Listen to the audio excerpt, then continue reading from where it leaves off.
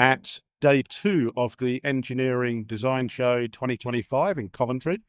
And on the Sustainable Engineering Alliance podcast stand, I have with me Daniel from Review Display Systems. Hello.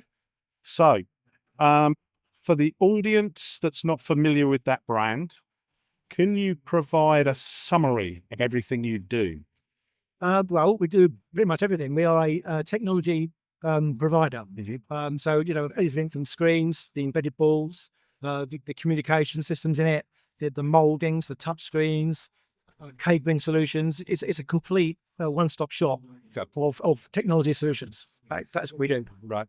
So, full from design support through product sourcing, through additional idea, prototyping, and all the way down to manufacturing and certifications. Right. Well, I can see your stand from here. You're here. What are you hoping to gain from the show over these 2 days? What are going to be your takeaways? Well, I mean, obviously everyone's after leads, more leads. But these sort of shows, a lot of it is to do with networking as well. Yeah. So it's good to meet people. Some customers we've already got come say hello. And it's good to touch base with those because it keeps them fresh, us fresh in their minds. So it's a mixture of things is what we're after. We had a certain target of number of leads we wanted to get, and we've hit that.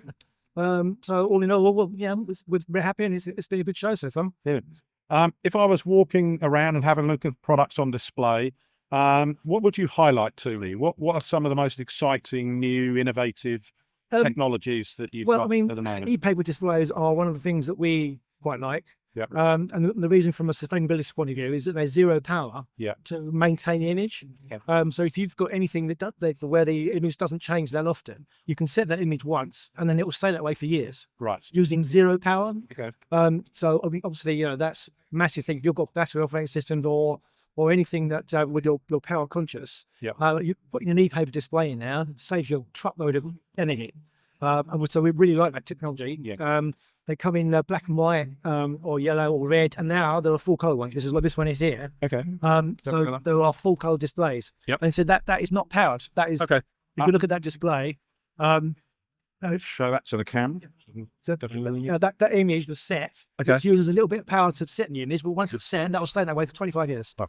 And so that technology is fabulous, and it's great for anything where the information doesn't change very often. Yep. And it's great for battery operated, but they also do bigger ones. That's a 13.3 inch. They go all the way up to like 37, 40 inches. So you can use them on bus stops and things like that. And it's a really cool technology.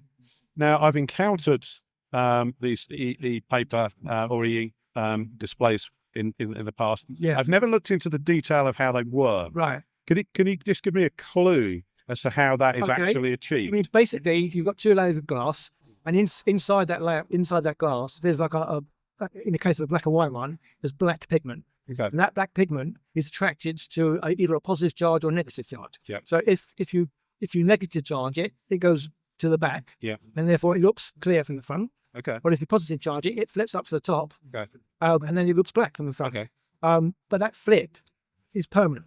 So it doesn't change if you take away the power. And so that's what it is. Basically, you've got a little piece of pigment inside the glass. It's flipping backwards or forwards. That's right. And for the colour screens, it's exactly the same principle, but you've got 3 different colour ones, and they just flip backwards or forwards depending on what colour you want.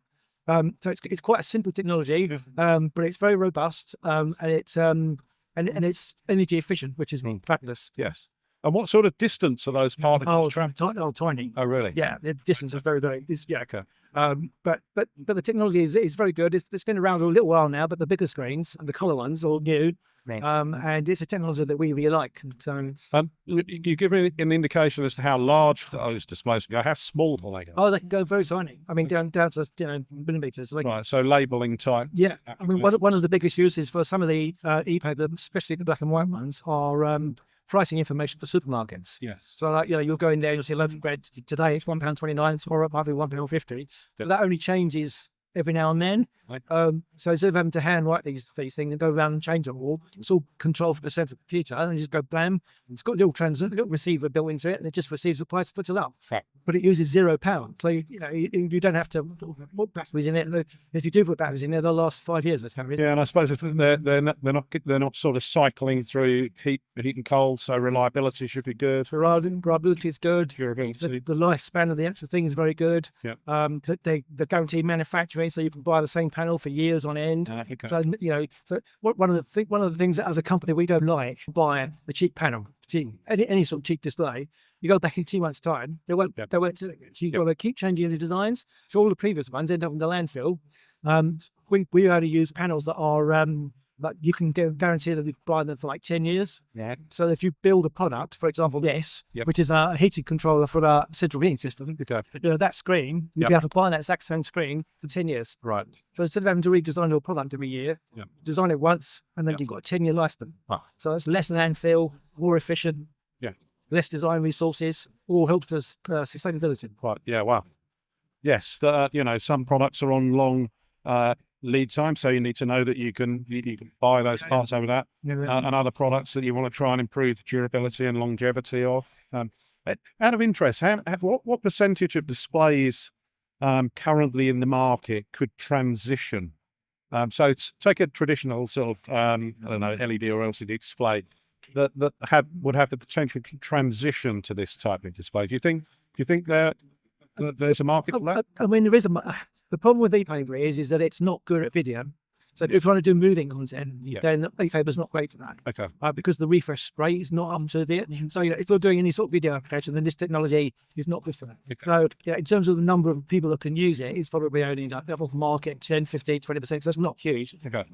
But it's a good technology, and if you've got the right application for it, it's great. Well, unbeatable in terms of its power consumption. Yeah. So it's matching it to the application. Yeah. And then extracting it. It's one of the things that we do as a company is people will come to us and they have an idea.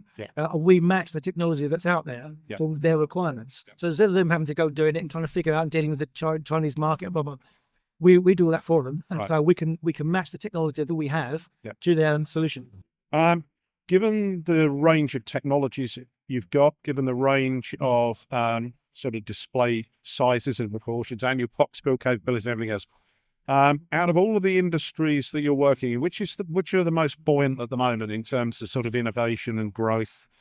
In terms of market sectors, the medical sector is one of our strongest things and continues to grow. We do a little bit of military, and that we want to try and grow that a little bit, but medical and industrial applications, by industrial, I mean, that covers quite a broad segment. But so those are the two key markets, the medical and the general industrial. So those are the markets that we do most of our business in, and we want to grow and are growing well, but we want to sort of push that and make it go harder. So when you talk about medical, at one end you've got multi-million-pound CAT scanners, at the other end you've got wearable devices. Do you cross? Yes, absolutely. Well, we're quite happy to put 10 units in the CAT scanners, or 1,000 units, or 10,000 units for. But about a year and a half ago, we were taken over by Volex. And Volex is a huge corporation, so we can now manufacture 10 offs for 100,000 offs. Right. And we have the backing of a huge corporation to do that. Yep. And they are EcoVadis, I think it's EcoVadis Silver backed. Okay. So from a sustainability point of view, so all the factories are minimize waste, de-waste, all the rest of it. Yep. We have a company that will let us manufacture all over the world in a sustainable way. Right. Oh, fantastic. So it's really good. In terms of some of the areas of sort of circular economy, it's the ability to repair products, refurbish products, upgrade products.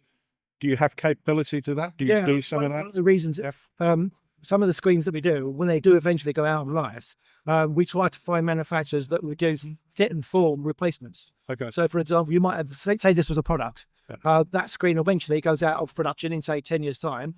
We will ask that manufacturer, can we make another one that would using the newer designs or whatever else, but with the same mechanical form factor and the same interfaces. So basically, the customer that built this can then buy another panel of the same type. Yeah. So they don't have to redesign their product. Right. And so we try and extend the life of products as much as we can, so they don't end up in the landfill. Brilliant. Because every time you do a redesign, all the old products are obsolete. People Yes. chuck all that out. That one ends up being scrapped. Yep. So we try to minimise that. Yeah, perfect circular economy Well, story. it makes sense. It makes sense from an economic point of view, and it makes sense from an environmental point of view. And so why not do it? So so that's one of the things. So we tend to stay away from cheap, nasty stuff and go just for the quality and the stuff that we know is going to last a long period. Right. Brilliant. Well, I'm going to wind the interview down with two final questions. Your engineering hero of all time? I would say Nikola Tesla. Tesla. Yeah. Yeah. The man was a genius, and I would love to meet him. Yes.